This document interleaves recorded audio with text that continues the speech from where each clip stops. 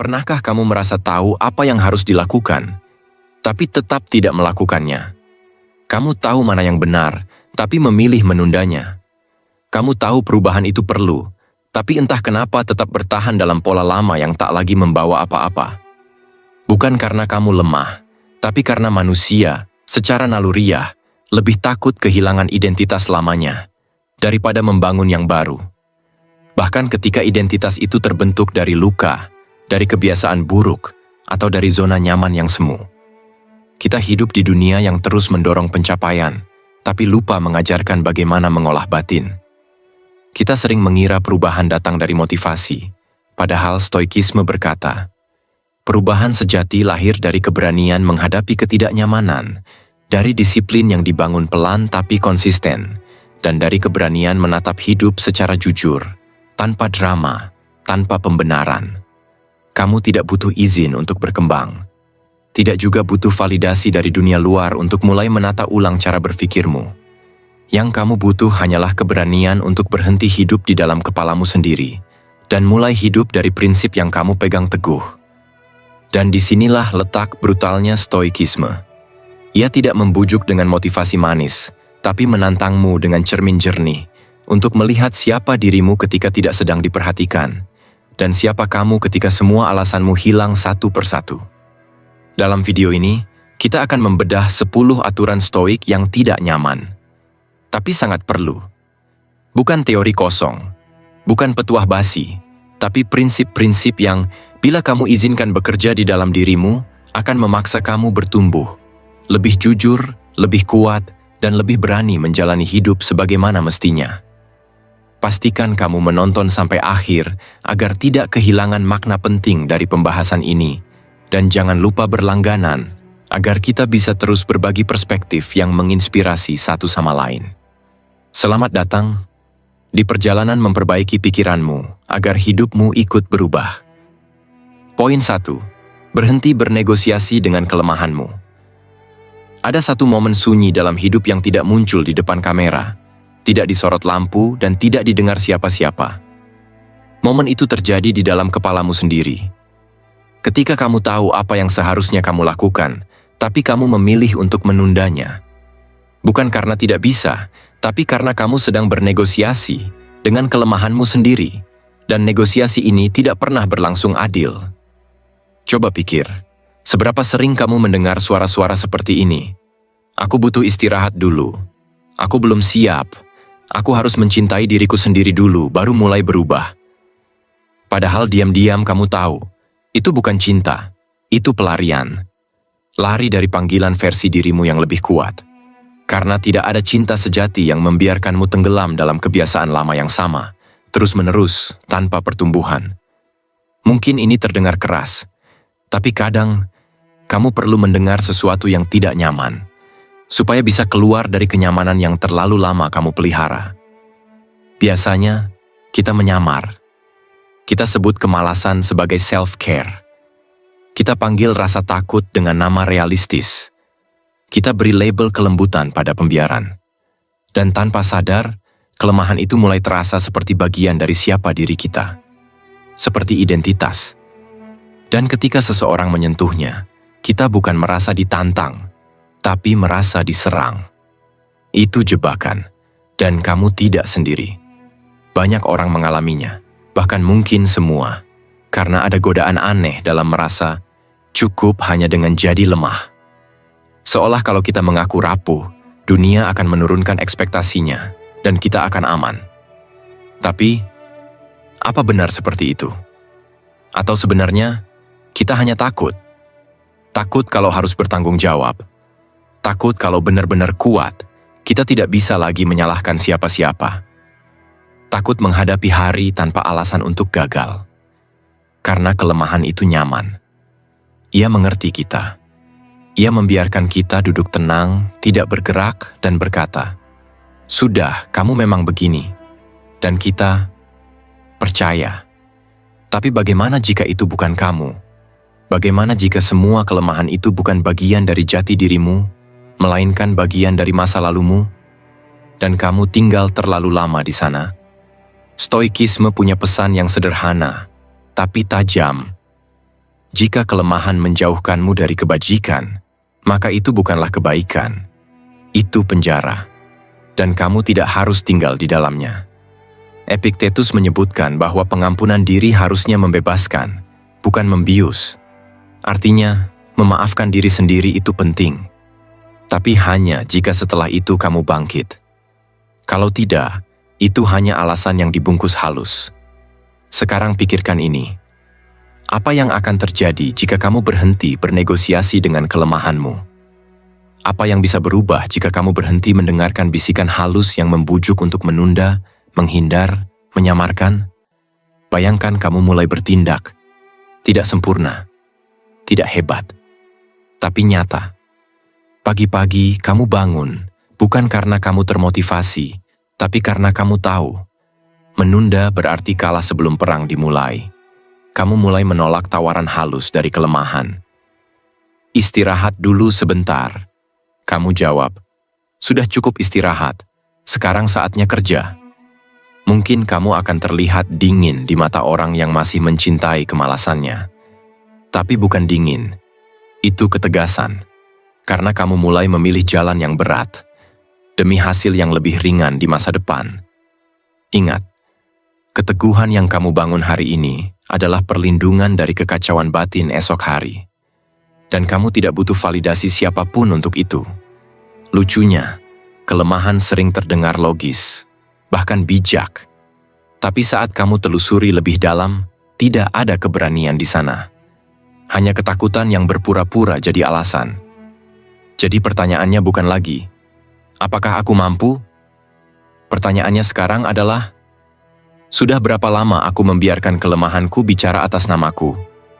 Jika kamu masih mendengarnya, mungkin kamu belum menghentikan negosiasi itu. Tapi kamu bisa. Mulai hari ini.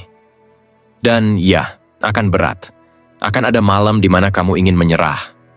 Tapi bukankah itu justru saat terbaik untuk bertarung? Saat tidak ada yang melihat, saat tidak ada tepuk tangan, itu medan latihan mental yang sesungguhnya. Berhenti bernegosiasi dengan kelemahanmu bukan soal menjadi sempurna, tapi soal menolak kalah sebelum kamu benar-benar bertarung. Kamu tidak harus jadi yang tercepat, yang paling kuat, atau yang paling pintar. Tapi kamu harus jadi satu hal, yang tidak menyerah pada suara lembut, yang membujukmu untuk tetap kecil. Jangan beri ruang lagi. Kelemahanmu tidak butuh alasan. Ia butuh batas. Sekarang giliranmu. Apa yang akan kamu lakukan ketika suara itu muncul lagi besok pagi? Bukan aku yang harus menjawabnya, tapi kamu. Dan aku harap kamu sudah tahu jawabannya. Poin 2. Kendalikan reaksimu atau akan dikendalikan olehnya. Ada satu momen yang sering luput kita sadari. Saat di mana tubuh sudah duduk tenang, tapi pikirannya masih berteriak. Kamu tahu sensasinya. Detak jantung mulai naik, tangan dingin, dada sesak. Seseorang bicara, nada suaranya mengusik. Kata-katanya biasa saja, tapi reaksimu luar biasa. Ledakan kecil di dalam kepala, seperti api yang tanpa aba-aba sudah menyambar bensin. Dan kamu mulai merasa kalah. Tapi bukan karena dia, karena dirimu sendiri. Lucunya, kita semua tahu kalau reaksi bisa mengubah segalanya. Tapi tetap saja, kita membiarkan amarah kecil menghancurkan hubungan, atau rasa sakit lama merusak keputusan penting. Seolah kita bukan pengendali hidup, tapi hanya penumpang dalam mobil pikiran yang remnya rusak. Lalu kita menyebutnya spontan. Seolah tak bisa dicegah. Seolah emosi adalah pembenaran mutlak atas apapun yang terjadi setelahnya. Tapi, apakah benar begitu? Stoikisme menyiratkan sebuah gagasan yang sederhana tapi menantang, bahwa antara stimulus dan respons selalu ada jeda. Dan di jeda itulah kebebasan kita berada. Marcus Aurelius menyebutnya, kita bukan budak emosi, kecuali kita yang memilih jadi budak. Dalam dunia modern, ini bukan sekadar filosofi. Neuroscience pun mendukung. Proses yang disebut amygdala hijack menjelaskan bagaimana otak bagian paling purba bisa membajak kesadaran kita. Tapi itu hanya terjadi jika kita membiarkannya. Dan ya, kamu bisa merasa benar saat marah. Tapi merasa benar tidak berarti kamu bertindak bijak. Terkadang, reaksi itu tidak datang dari kejadian sekarang, tapi dari luka yang dulu belum sempat sembuh. Dan sekarang, hanya perlu satu percikan kecil untuk membakar ulang seluruh cerita lama. Pernah kamu merasa reaksi seseorang berlebihan, atau bahkan dirimu sendiri? Bukan karena masalahnya besar, tapi karena akumulasi luka tak terselesaikan yang akhirnya tumpah ke tempat yang salah. Jika kamu diam sejenak, kamu mungkin menyadari, reaksi emosional kita seringkali hanya bayangan dari masa lalu yang belum selesai. Dan jika tidak dikendalikan, kita akan terus mengulangi siklus itu, berkonflik dengan orang yang sebenarnya tidak bersalah, merusak peluang yang sebenarnya pantas kamu miliki. Kamu mungkin bisa menghindar dengan cara lama. Tarik napas, berjalan menjauh, alihkan perhatian. Tapi itu hanya permukaan, seperti menutup luka dalam dengan plester. Tidak cukup, karena kendali bukan cuma tentang menahan. Kendali itu menyelam, menelusuri akar, lalu menata ulang seluruh sistem kepercayaan dalam kepalamu. Dan terkadang, kendali terbaik, bukan yang keras, tapi yang hening. Kamu hanya tersenyum saat orang lain marah. Bukan karena kamu tidak peduli, tapi karena kamu tahu siapa dirimu. Kamu tidak butuh membuktikan apapun. Kamu hanya perlu menjaga damai dalam dirimu sendiri. Tapi jangan salah paham. Mengendalikan reaksi bukan berarti jadi mati rasa. Justru sebaliknya, kamu jadi lebih peka, lebih sadar. Kamu tahu kapan marah itu sehat. Tapi kamu juga tahu kapan marah itu hanya mekanisme pertahanan ego yang takut kalah. Mari kita lihat dari sisi realitasnya juga. Dalam psikoterapi, konsep regulasi emosi adalah pilar penting dalam proses penyembuhan. Bukan untuk mematikan rasa, tapi untuk memformat ulang bagaimana kita memproses rasa itu, agar keputusan lahir dari pikiran jernih, bukan dari ledakan sesaat. Bayangkan sebuah skenario sederhana. Seseorang menghina kamu di depan umum. Semua mata melihat. Ego panas. Mulutmu ingin membalas, tapi kamu diam. 1 detik, 2 detik, 5 detik, dan kamu tersenyum. Lalu pergi. Bukan karena kamu lemah, tapi karena kamu menang. Reaksimu tidak menentukan harga dirimu, tapi reaksi itu menunjukkan seberapa tinggi kualitas batin yang kamu punya. Dan kadang, kekuatan itu bukan soal meninju balik, tapi soal tidak membiarkan orang lain mencuri kedamaianmu. Kamu tahu apa yang lebih sulit dari menahan amarah? Mengubahnya jadi pelajaran, menerjemahkannya jadi tindakan yang membangun. Menyadari bahwa tidak semua provokasi harus direspon, dan tidak semua kekacauan harus kamu selamatkan. Dan dari sinilah muncul kedewasaan yang nyata. Bukan karena kamu tidak merasa apa-apa, tapi karena kamu tahu apa yang layak diberi energi, dan apa yang cukup kamu biarkan berlalu. Karena pada akhirnya, jika kamu tidak mengendalikan reaksi itu, kamu akan dikendalikan olehnya. Dan itu bukan hidup yang kamu inginkan, kan? Sekarang, bayangkan dirimu di masa depan. Jauh lebih tenang, lebih bijak, lebih kokoh. Orang-orang datang dan pergi. Masalah besar atau kecil. Tapi kamu tetap kamu. Tidak terguncang. Karena kamu tahu, hidupmu bukan tentang apa yang terjadi padamu, tapi tentang bagaimana kamu memilih untuk meresponsnya. Dan kamu selalu bisa memilih. Poin 3. Lakukan hal-hal sulit, terutama saat kamu tidak ingin melakukannya. Kadang kamu tahu persis apa yang harus dilakukan, tapi anehnya justru di saat seperti itu, kamu malah tidak ingin bergerak. Mungkin tubuhmu tidak sakit, tapi ada yang lebih berat daripada rasa lelah, rasa malas yang dibungkus logika. Kalimat seperti, nanti aja, atau aku belum siap, terdengar seperti keputusan bijak. Padahal, kamu sedang menunda kehidupanmu sendiri. Dan yang lebih menarik, kamu sadar itu. Tapi kenapa tidak langsung bertindak? Begini, otak manusia tidak dirancang untuk pencapaian. Otakmu lebih peduli pada keamanan. Secara evolusioner, rasa malas, atau lebih tepatnya, kecenderungan menghindari ketidaknyamanan, dulu menyelamatkan manusia dari risiko. Tapi di zaman sekarang, insting itu justru bisa jadi jebakan. Apa yang dulu menjaga hidupmu, kini bisa jadi penghalang utama untuk hidup secara utuh. Kita semua pernah berada di titik itu.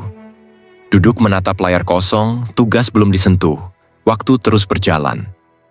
Dan semakin kamu diam, semakin berat rasanya untuk mulai. Bukan karena kamu lemah, tapi karena kamu menunggu keinginan. Padahal keinginan itu tidak akan datang. Inilah yang jarang disadari.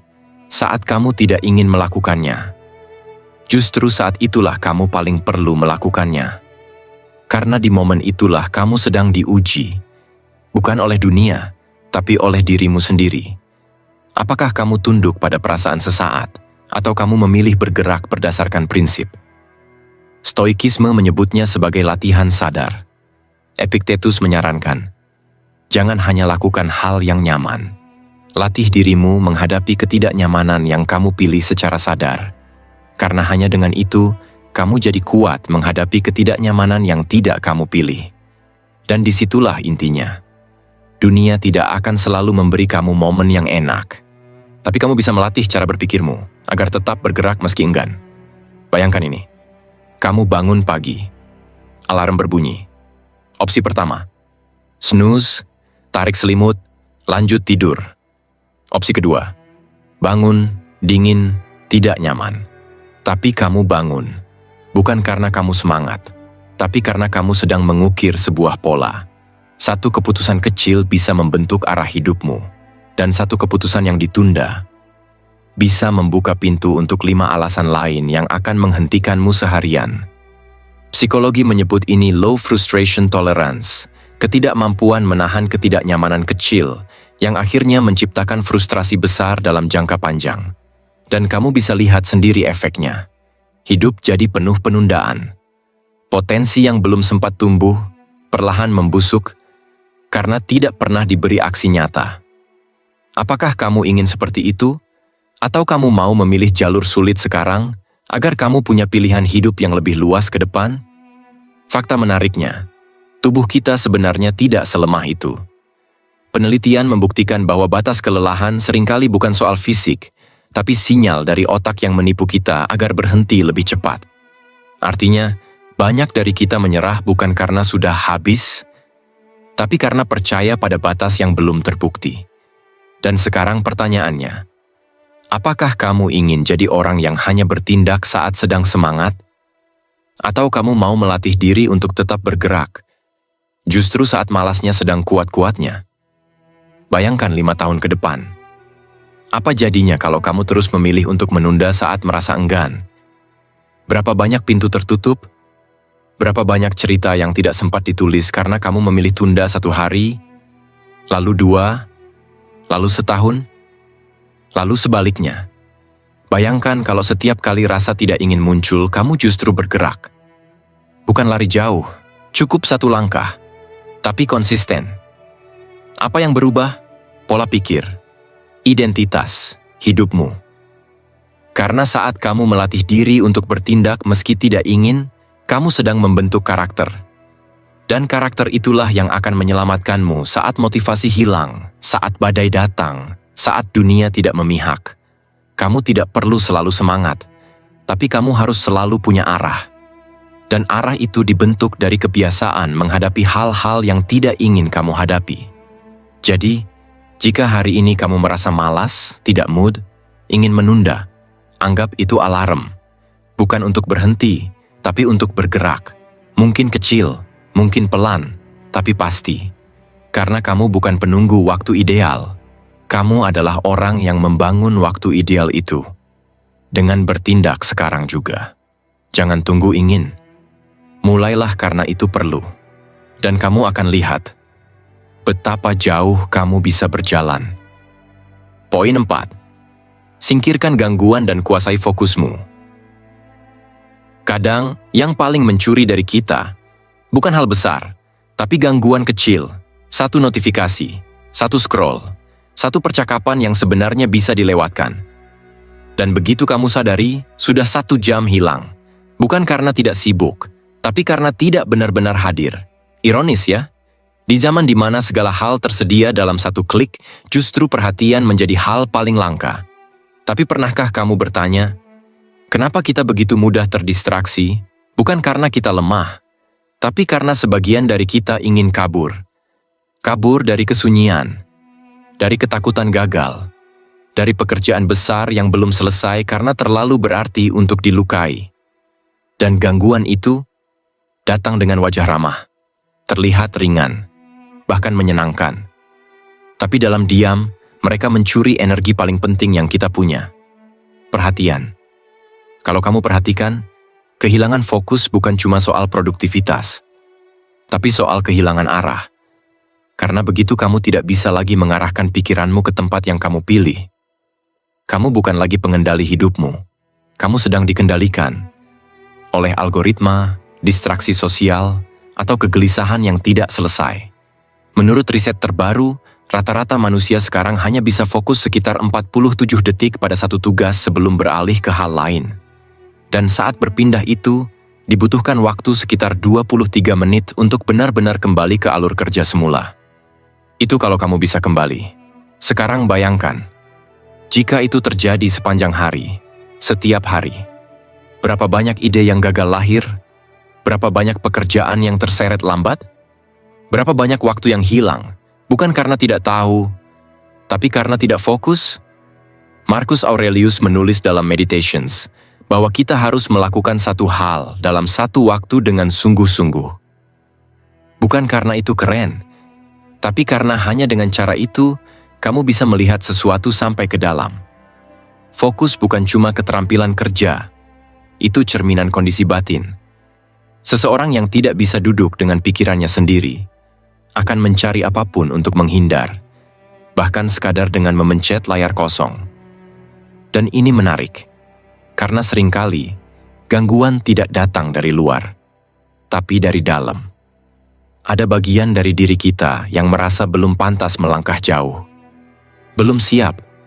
Jadi ketika muncul kesempatan besar, alih-alih menyambutnya, kita refleks membuka media sosial, mengalihkan diri dari rasa takut yang belum selesai.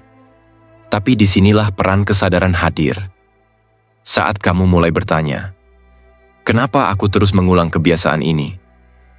Kenapa aku terus menunda pekerjaan penting dengan hal sepele? Itu bukan kelemahan. Itu awal dari perubahan. Stoikisme mengajak bukan untuk menolak teknologi, tapi untuk mengenali batas. Untuk mengatur ruang batin agar tetap jernih meski dunia terus bising.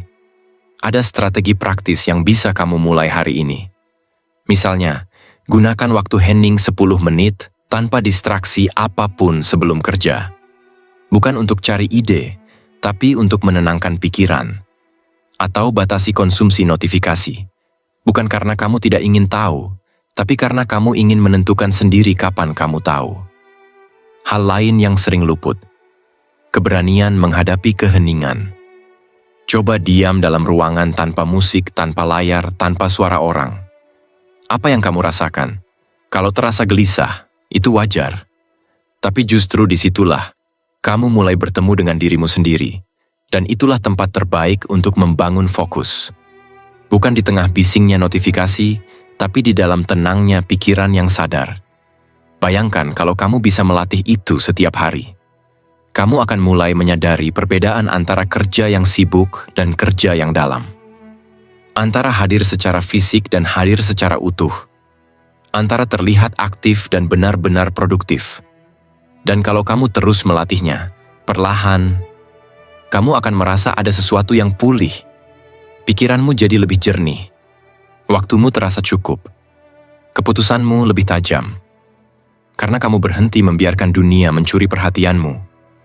Kamu yang memutuskan apa yang layak diperhatikan, apa yang layak dikerjakan, dan apa yang sebaiknya kamu biarkan menghilang begitu saja, tanpa rasa bersalah.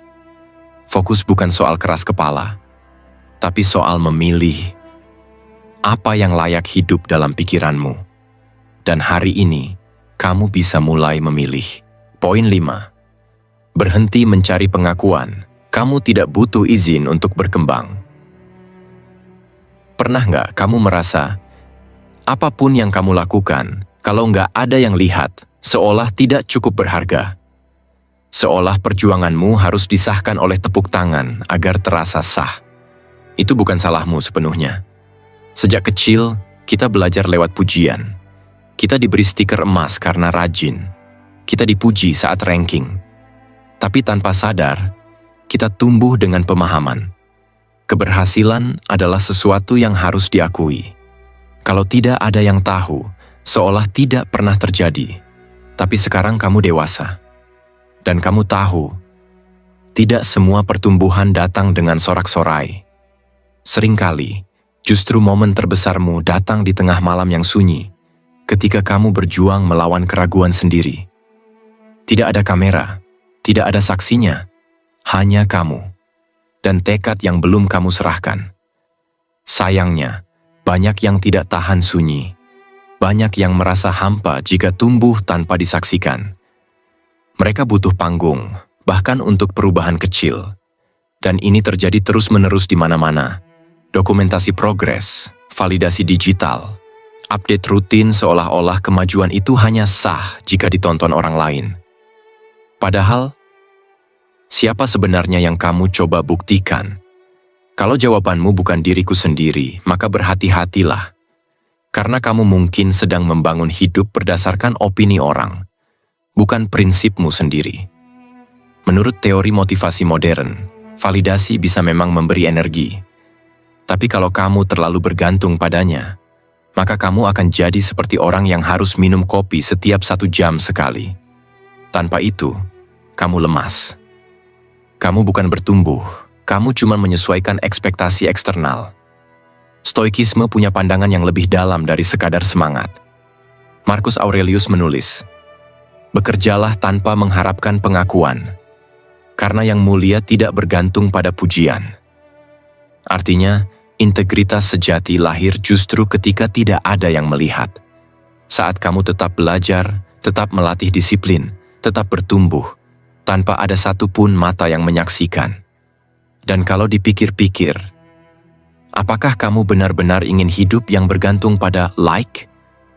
Bayangkan satu hari nanti kamu berhenti mendapat pengakuan.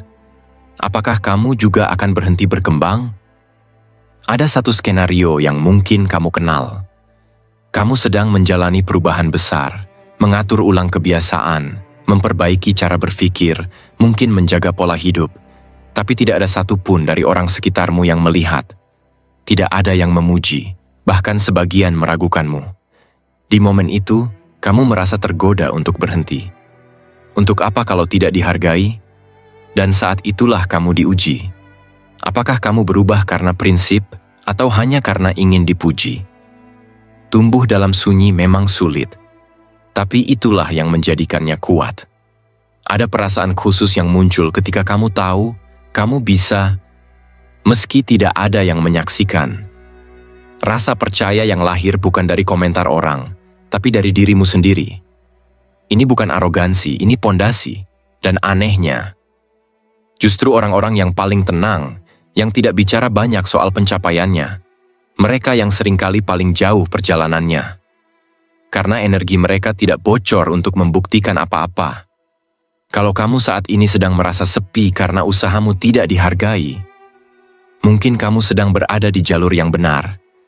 Jalur di mana kedewasaanmu tidak dibangun dari sorotan, tapi dari konsistensi dalam senyap. Bayangkan ini, kamu terus bertumbuh, tapi tidak memberitahu siapapun. Dan suatu hari, seseorang melihatmu dan berkata, "Kamu beda ya, ada sesuatu yang berubah." Itu bukan karena kamu pamer, tapi karena hasilnya tidak bisa disembunyikan. Kamu tidak perlu teriak. Hidupmu sendiri yang akan berbicara. Jadi berhentilah menunggu tepuk tangan. Kamu tidak sedang tampil. Kamu sedang hidup. Dan untuk itu, kamu tidak butuh izin dari siapapun. Langkahmu sah, walau sendiri. Kebesaranmu nyata, meski belum terlihat. Karena pertumbuhan sejati tidak butuh sorot lampu. Ia hanya butuh satu hal. Kemauanmu untuk terus melangkah, bahkan ketika tidak ada yang melihat ke arahmu. Poin 6. Diam adalah kekuatan. Kurangi bicara, tingkatkan penguasaan diri. Ada momen ketika kamu sadar, satu-satunya hal yang perlu kamu lakukan bukan menjawab, bukan menjelaskan, bukan membela, tapi diam. Dan anehnya, di situ justru kamu menang. Karena ada pertempuran yang hanya bisa dimenangkan dalam keheningan. Sebuah pengendalian tak terlihat yang tidak butuh pengakuan, tidak butuh suara. Hanya butuh ketegasan dari dalam. Kita hidup di era yang menuntut respons cepat. Semua harus dibalas, harus ditanggapi, harus dibuktikan. Dan di tengah hiruk-pikuk itu, satu sikap sederhana terasa revolusioner. Tidak berkata apa-apa. Bukan karena kamu tidak tahu, tapi karena kamu tahu. Tidak semua hal pantas dijawab. Kebanyakan dari kita bicara bukan untuk menyampaikan, tapi untuk mengisi kekosongan. Dan kekosongan itu seringkali datang dari ketakutan. Takut tidak dianggap. Takut kalah. Takut terlihat lemah jika diam. Tapi benarkah diam itu kelemahan? Stoikisme justru melihat sebaliknya. Marcus Aurelius menulis, "The more we value silence, the more powerful our words become." Karena ketika kamu diam, kamu menyaring, kamu menimbang, kamu mengamati, dan dari situ kamu mulai mengenal kualitas pikiranmu sendiri. Coba bayangkan ini. Seseorang menyindir kamu di tempat umum. Semua mata menunggu reaksimu. Tangannya gerak, nadanya tinggi. Kamu tahu kamu bisa membalas. Kamu tahu kamu bisa menang. Secara argumen. Tapi kamu memilih tidak. Kamu hanya tersenyum, lalu melangkah pergi. Sekilas kamu terlihat kalah. Tapi sebenarnya, kamu baru saja menyelamatkan energi mentalmu dari debat yang tidak layak. Dan yang lebih penting, kamu tidak memberi kekuasaan atas emosimu kepada siapapun. Kebiasaan menjawab secara refleks membuat kita reaktif. Kita berbicara bahkan sebelum kita paham, atau lebih parah. Kita berbicara untuk menyembunyikan keresahan batin. Psikologi menyebut ini sebagai komunikasi kompulsif, di mana seseorang bicara bukan karena ingin menyampaikan, tapi karena tidak tahan dengan keheningan. Karena dalam keheningan, kita harus mendengarkan satu suara yang sulit dihadapi. Suara hati sendiri, dan banyak yang tidak siap, tapi justru di sanalah tempat semua dimulai, dari ruang sunyi, dari tidak adanya suara, dari kesediaan untuk tidak menjelaskan segalanya. Diam bukan pasrah, diam bukan menyerah, diam adalah keputusan sadar. Sebagaimana pedang yang belum dihunus, bukan karena tidak tajam, tapi karena belum perlu.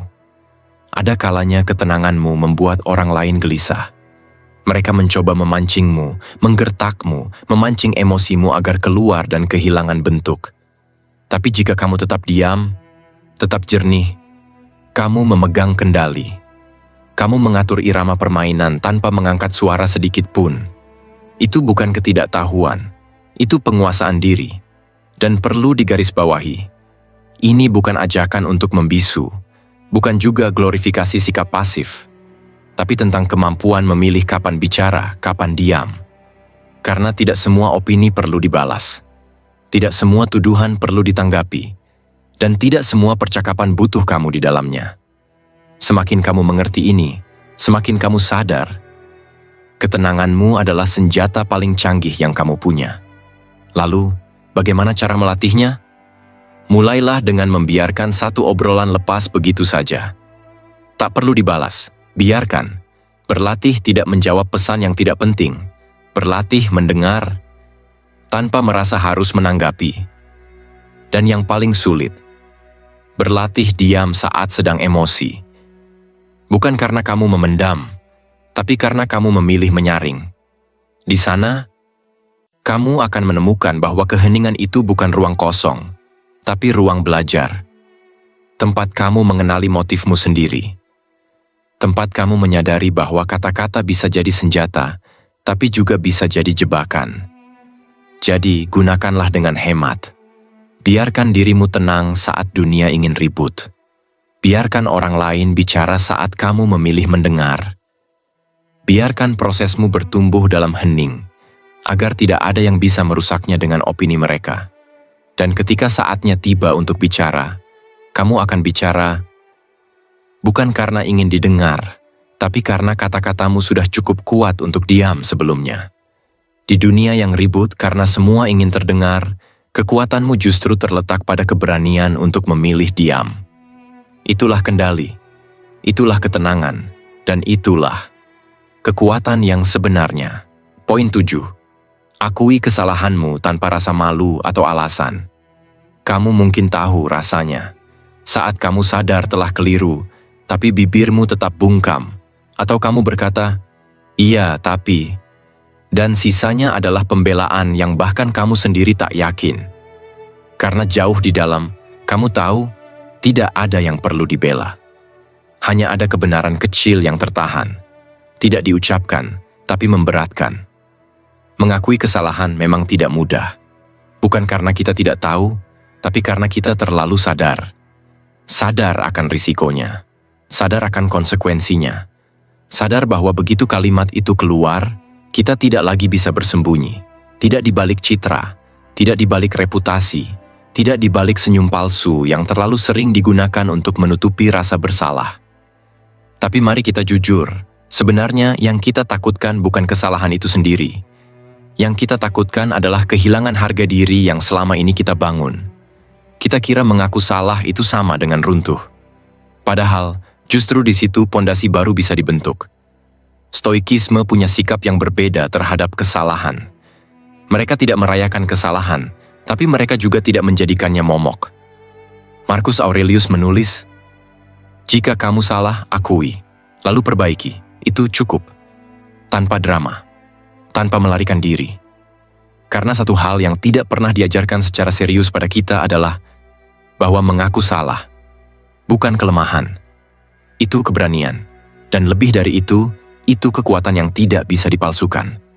Tapi kenapa kita sering memilih menyangkal? Salah satu alasannya adalah ketakutan terhadap isolasi. Bahwa setelah mengaku salah, kita akan ditolak, dianggap tidak layak, dijauhi. Dan ini masuk akal, sebab bagi banyak orang, pengalaman masa lalu, terutama di lingkungan yang keras atau penuh hukuman, menanamkan bahwa kesalahan harga diri yang hilang. Tapi hari ini kamu bukan anak kecil lagi. Kamu bukan bagian dari sistem yang menghukum kejujuran. Kamu bisa memilih untuk membentuk ulang definisi itu, bahwa mengaku salah bukan akhir melainkan awal. Awal dari perbaikan, kelegaan, dan hubungan yang lebih sehat. Psikologi menyebut dua hal yang sering tertukar, guilt dan shame. Guilt mengatakan, aku salah. Sementara shame berkata, aku adalah kesalahan itu. Perbedaannya sangat besar. Yang satu membebaskan, yang lain membelenggu. Maka penting untuk menyadari, kamu bukan kesalahanmu. Kamu adalah manusia yang sedang bertumbuh, dan pertumbuhan selalu datang dengan jatuh. Bayangkan ini, seseorang yang kamu hormati mengaku salah kepadamu. Tidak defensif, tidak berbelit.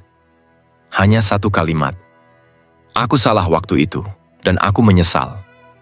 Apa yang kamu rasakan?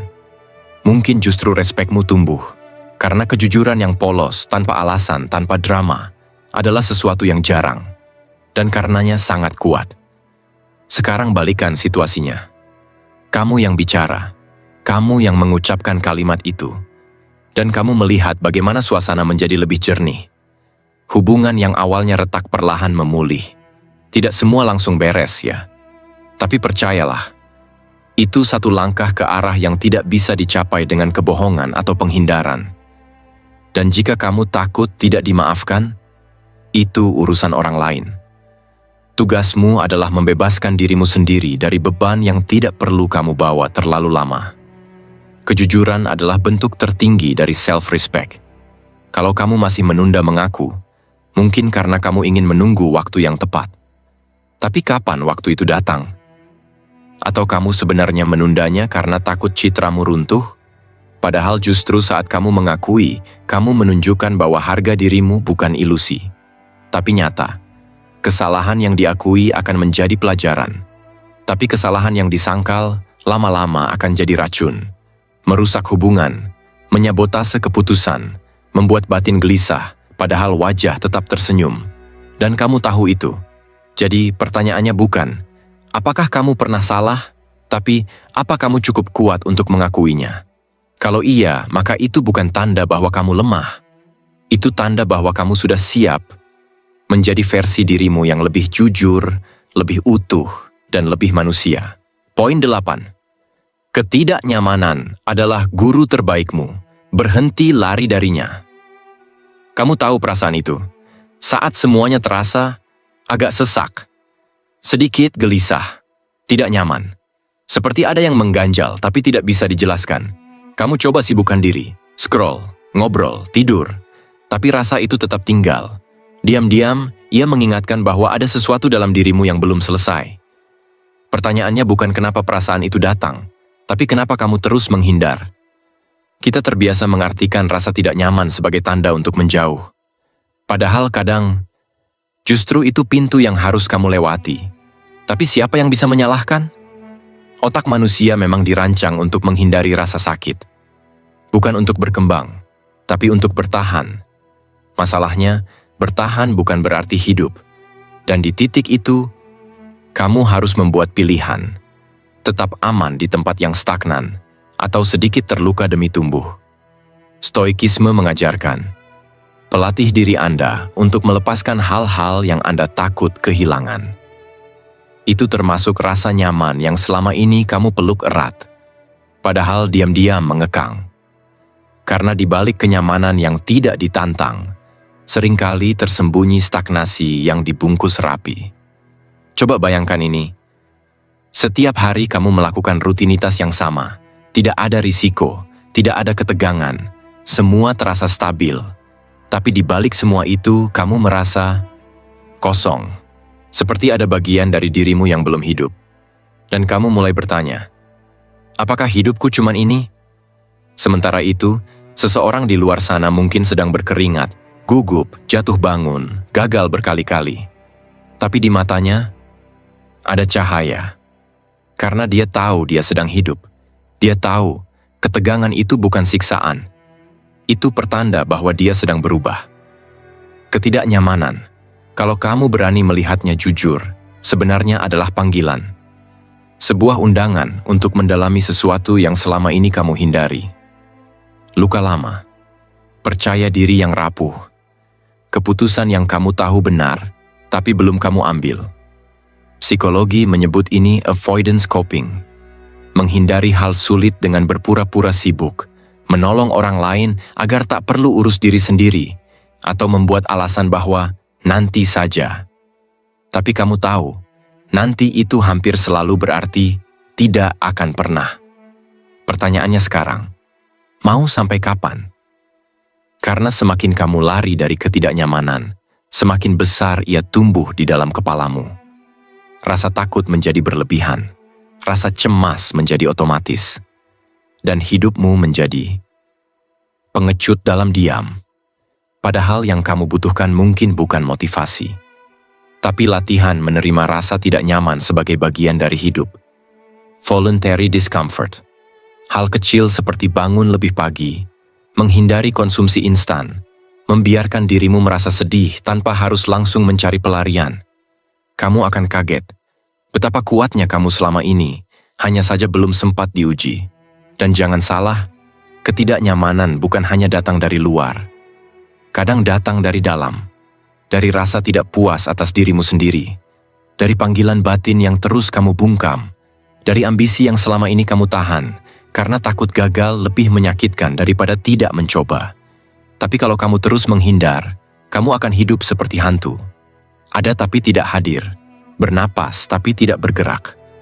Lalu, mungkin di satu titik nanti kamu akan duduk sendiri, di usia yang matang. Kamu menatap keluar jendela, dan yang terlintas bukanlah kenangan, tapi pertanyaan. Kenapa aku tidak berani waktu itu? Tentu kamu bisa memberi 1000 alasan. Tapi hati kecilmu tahu, sebenarnya bukan karena tidak mampu, tapi karena tidak tahan sedikit tidak nyaman. Padahal justru di situ pembentukan terjadi. Post-traumatic growth adalah istilah untuk menjelaskan bagaimana setelah krisis besar, seseorang bisa tumbuh lebih kuat, lebih jernih, bahkan lebih bahagia. Karena mereka tidak lari. Mereka tinggal di rasa sakit itu, dan membiarkannya mengubah mereka dari dalam. Kamu bisa melatihnya hari ini. Tidak perlu ekstrim, Cukup duduk dalam gelisah tanpa buru-buru memperbaikinya. Lakukan satu hal sulit yang selama ini kamu tunda. Rasakan sensasinya.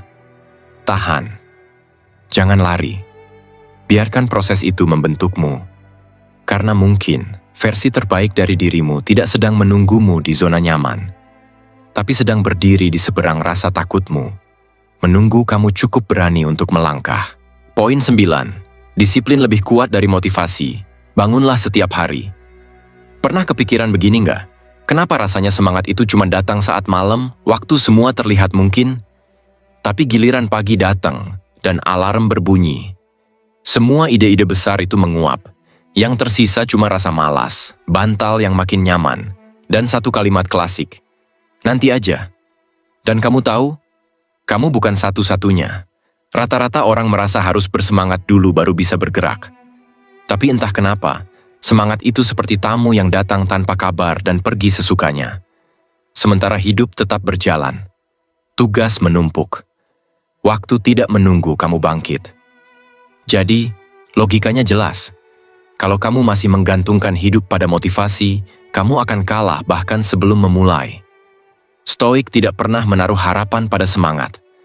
Mereka tidak percaya pada keberuntungan suasana hati. Yang mereka percayai adalah ritme, jadwal, ketekunan. Marcus Aurelius menulis setiap pagi, bukan karena dia sedang termotivasi, tapi karena itu tanggung jawabnya terhadap dirinya sendiri. Ia bangun, ia tulis, selesai. Bukan untuk dipuji, bukan untuk viral. Disiplin itu sunyi. Dan justru karena sunyi, ia tidak bisa dipalsukan. Kalau kamu selama ini merasa stuck, bisa jadi karena kamu terlalu lama berdialog dengan rasa malasmu. Dan rasa malas itu pintar berdalih. Belum waktunya, nanti aja. Kamu harus nunggu mood bagus dulu. Tapi tunggu sebentar. Siapa yang menentukan arah hidupmu, kamu atau mood? Ada studi menarik soal ini. Neuroscience menunjukkan bahwa otak manusia lebih cepat membentuk jalur kebiasaan dibanding mengandalkan keputusan emosional harian. Artinya, kalau kamu membentuk sistem, kamu tidak perlu merasa dulu untuk bergerak. Kamu hanya bergerak. Bayangkan kamu punya rutinitas yang tidak berubah meskipun hatimu sedang malas. Kamu tetap bangun, kamu tetap menulis, kamu tetap olahraga, kamu tetap hadir, hari demi hari. Tidak ada tepuk tangan, tidak ada drama. Tapi perlahan, hidupmu mulai berubah, tanpa kamu sadari. Karena ternyata, momentum itu bukan hasil dari inspirasi, tapi dari konsistensi. Lalu kenapa masih banyak yang gagal menjaga disiplin? Sederhana. Karena mereka kira motivasi itu mesin utama. Padahal motivasi itu cuma bensin eceran yang cepat habis. Disiplinlah yang membangun fondasi. Yang kamu butuh bukan semangat membara, tapi keputusan dingin. Aku akan tetap melangkah, walau tidak ada gairah. Dan seringkali, alasan kita malas bukan karena kita lemah, tapi karena kita perfeksionis. Kita pikir, kalau tidak bisa 100%, mending tidak usah sekalian. Padahal 10% itu lebih berguna daripada 0%. Kamu tidak harus sempurna. Kamu hanya harus terus berjalan. Mari kita bayangkan lagi. Kamu duduk sendiri malam hari, membuka jurnal kecil.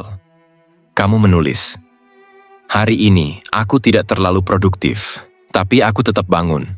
Aku tetap mengerjakan satu hal penting, dan itu cukup. Kecil, tapi itu kemenangan. Karena kamu membuktikan bahwa kamu tidak tunduk pada rasa malas.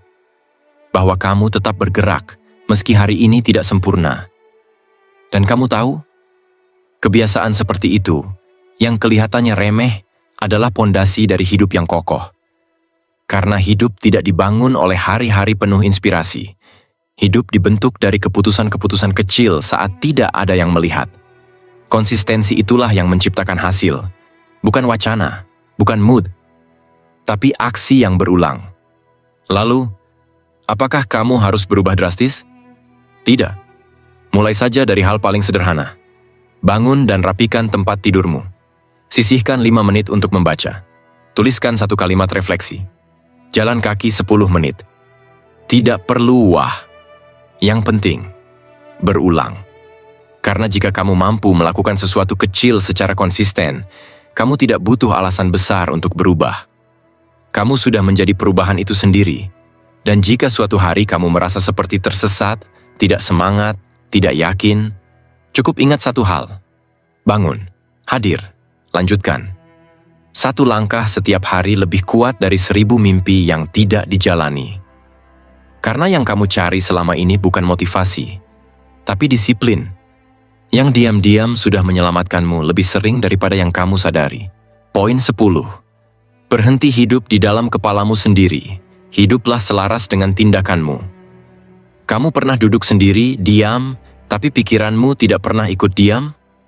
Pernah merasa seperti ada begitu banyak yang ingin kamu lakukan, tapi tubuhmu tidak bergerak kemana-mana? Seolah-olah kamu hidup lebih banyak di dalam kepala daripada di dunia nyata. Dan kamu tahu, itu bukan karena kamu malas. Kamu punya ide. Kamu punya visi. Bahkan, kadang terlalu banyak. Sampai akhirnya semua terasa berat sebelum satu pun dimulai. Di situ jebakannya. Banyak orang berpikir, semakin pinter, semakin dalam merenung, semakin baik. Tapi ternyata tidak. Ada titik di mana berpikir terlalu lama justru menghalangi langkah. Bukan karena pikirannya salah, tapi karena tidak pernah diwujudkan.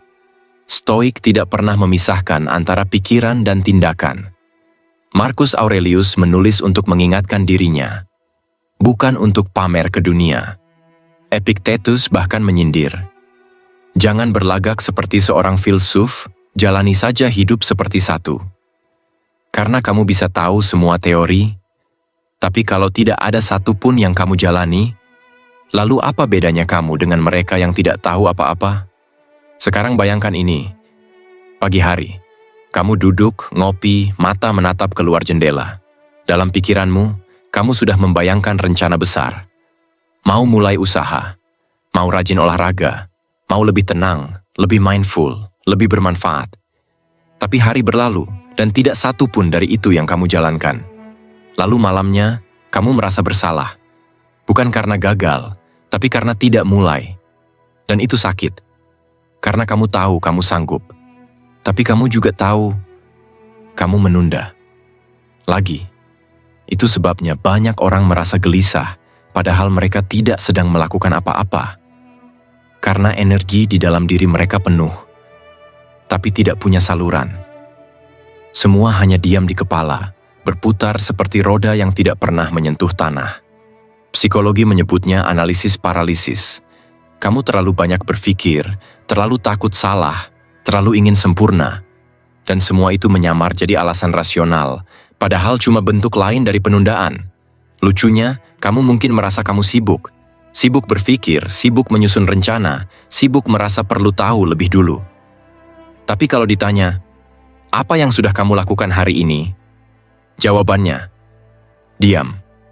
Kadang kita lupa bahwa dunia tidak berubah karena niat, tapi karena tindakan. Kecil, pelan, jelek pun tidak apa-apa. Asal nyata. Bahkan dalam para psikologi, banyak yang percaya bahwa energi yang tidak dikeluarkan akan menetap di tubuh dalam bentuk resah. Seolah tubuh kita tahu, ada sesuatu yang seharusnya kamu lakukan, tapi belum kamu lakukan. Dan itu akan terus menghantui. Dalam tidurmu, dalam percakapan yang tak kamu ikuti penuh, dalam tatapan kosong saat semuanya terasa datar. Karena kamu tahu, kamu tidak hidup sepenuhnya. Sekarang mungkin kamu bertanya, kalau aku belum siap gagal, harus bagaimana? Jawabannya, kamu tidak perlu siap gagal. Kamu hanya perlu siap untuk hidup nyata. Karena gagal adalah bagian dari hidup itu sendiri. Kamu tidak perlu tahu semua hal sebelum memulai. Kamu cukup mulai dan biarkan proses itu mengajari. Maka hari ini, satu ajakan sederhana. Ambil satu ide yang sudah lama di kepala. Jangan semua, satu saja. Lalu pilih satu tindakan kecil, jangan besar-besar. Yang penting konkret. Mungkin itu artinya kirim satu email. Jalan kaki 15 menit. Tulis satu paragraf. Atau sekadar merapikan meja kerja. Apapun, asal kamu mulai bergerak. Dan saat kamu melakukannya, kamu akan merasakan sesuatu yang tidak bisa dijelaskan dengan kata. Sebuah rasa terhubung. antara pikiran, tubuh, dan waktu. Di titik itulah, kamu mulai hidup.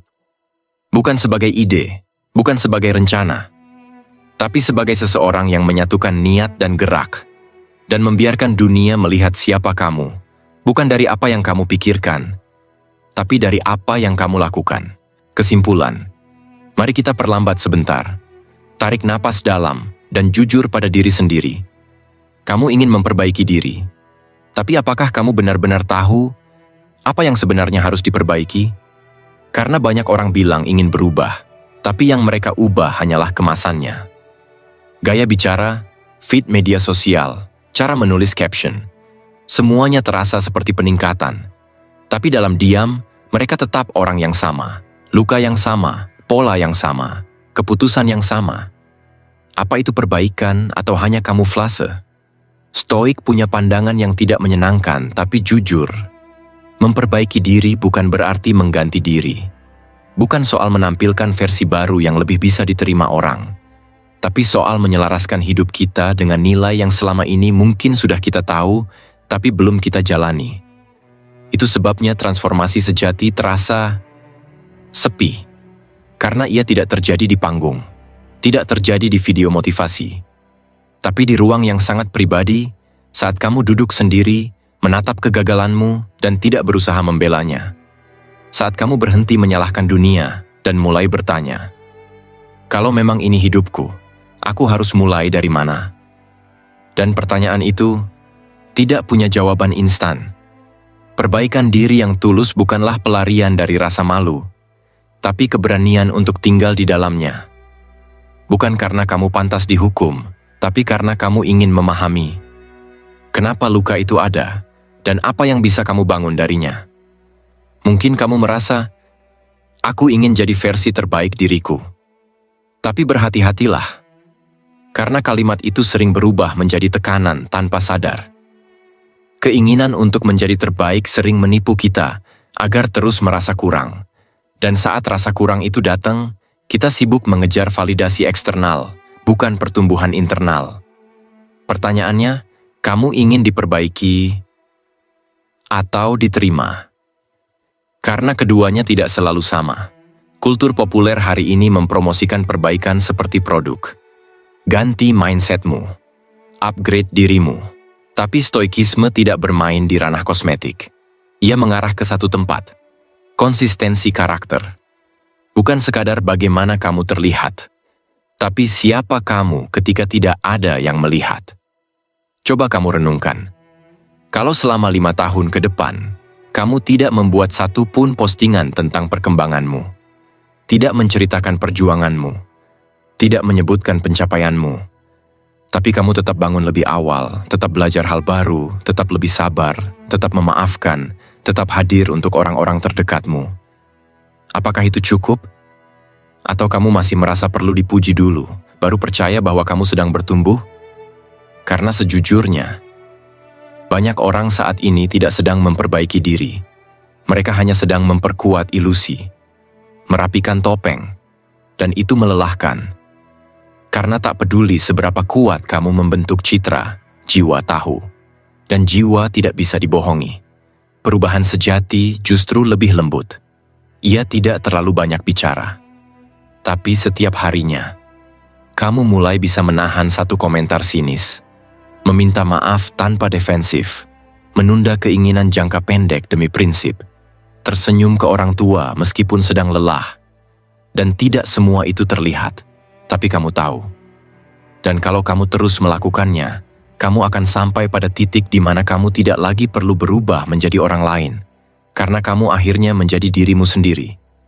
Versi yang lebih jujur, lebih utuh, bukan lebih sempurna, tapi lebih hidup.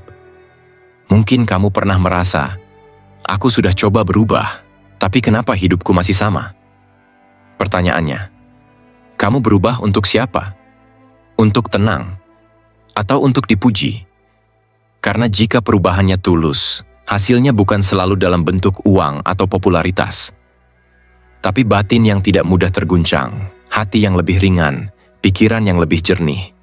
Dan kalau itu tidak cukup, maka kamu belum benar-benar selesai berdamai dengan dirimu sendiri. Perbaikilah dirimu, bukan karena kamu rusak, tapi karena kamu berharga untuk terus bertumbuh. Jangan buru-buru menjadi orang yang baru, tapi jadilah versi yang lebih jujur dari siapa kamu seharusnya. Dan jika kamu belum tahu harus mulai dari mana, mungkin kamu hanya perlu berhenti berpura-pura. Karena seringkali memperbaiki diri bukan soal menambah sesuatu, tapi berani melepaskan apa yang seharusnya tidak kamu bawa lagi.